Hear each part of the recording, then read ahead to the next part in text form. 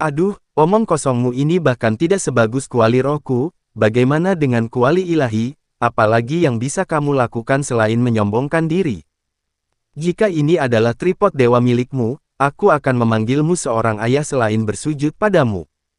Meng He meludah dengan keras, dia tidak percaya, sampai mati, bahwa tungku dan yang tampak hitam dari Chen Ping ini adalah sejenis tripod dewa. Lupakan saja, aku tidak ingin memiliki putra sepertimu, kata Chen Ping dengan senyum dingin. Teman kecil, jangan menjual diri Anda pendek, lebih baik untuk mengungkapkan harta Anda. Pada saat itu, lelaki tua itu perlahan angkat bicara dan berkata.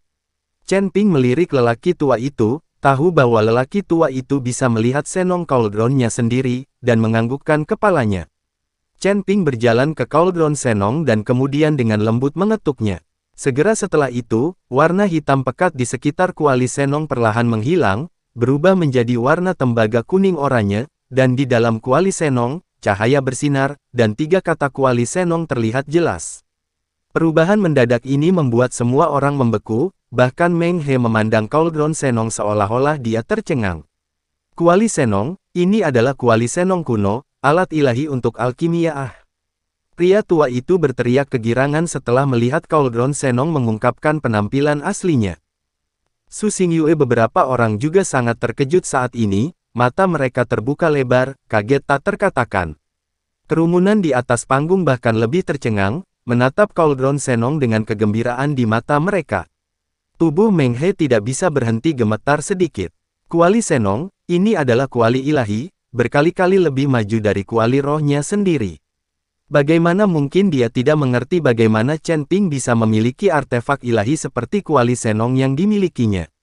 Tidak mungkin, ini tidak mungkin. Meng He menggelengkan kepalanya dengan panik, tidak percaya apa yang dilihatnya di depannya.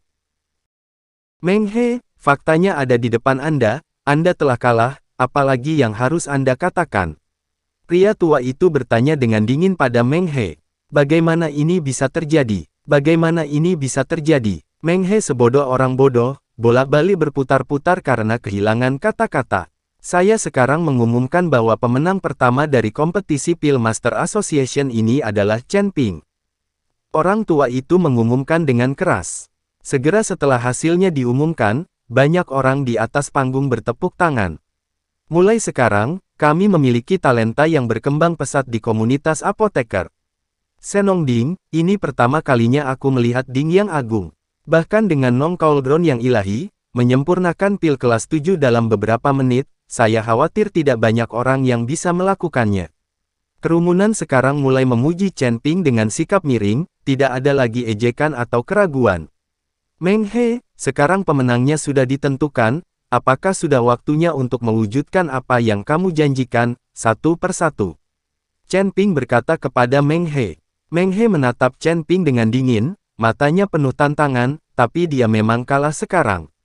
Chen Ping, apa yang saya katakan pada saat itu tidak lebih dari lelucon, itu tidak masuk hitungan sama sekali, dan tidak ada tentang kompetisi Pil Masters Association ini yang mengatakan Anda dapat berpartisipasi dalam taruhan.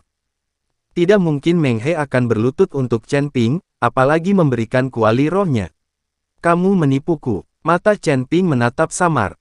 Jadi bagaimana jika aku menipumu? Ini adalah Kabupaten Jialing, apakah Anda masih berani mengambil tindakan terhadap saya? Alasan mengapa Meng He sombong adalah karena peraturan di Kabupaten Jialing adalah bahwa Anda tidak bisa bertarung secara pribadi.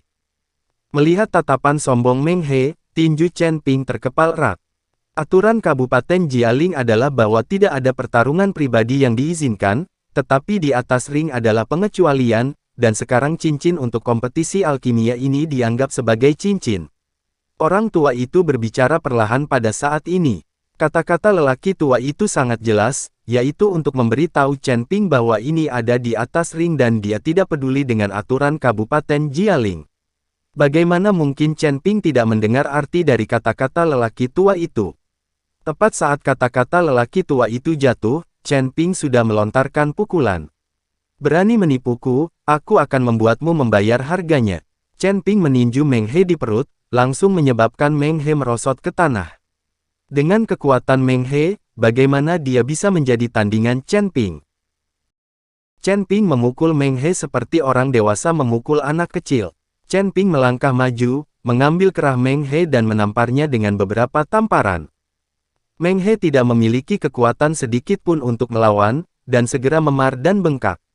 Chen Ping, hentikan. Melihat Meng He dipukuli seperti ini, Zhu bergegas dengan sangat tertekan, lalu berteriak pada Chen Ping. Zhu, bawa pantatmu kembali ke sini. Ketika Su Xingyue melihat bahwa Zhu masih melindungi Meng He saat ini, dia sangat marah dan mengutuk. Tapi Zhu tidak mendengarkan sama sekali dan masih melindungi tubuh Meng He. Chen Ping memandang Zhu dan tidak peduli sama sekali.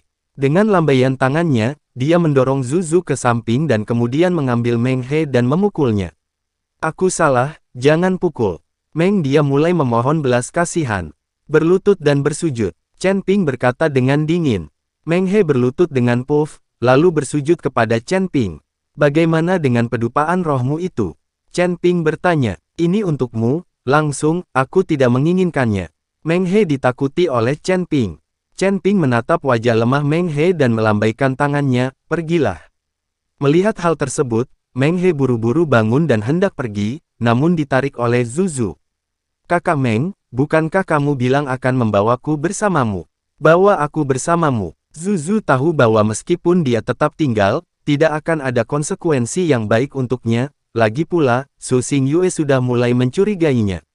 Tersesat, siapa yang membawamu? Aku hanya berbohong padamu, kamu bahkan tidak melihat dirimu terlihat seperti itu, aku sakit ketika melihatnya. Meng He mendorong Zhu langsung ke tanah dan memarahi dengan kejam.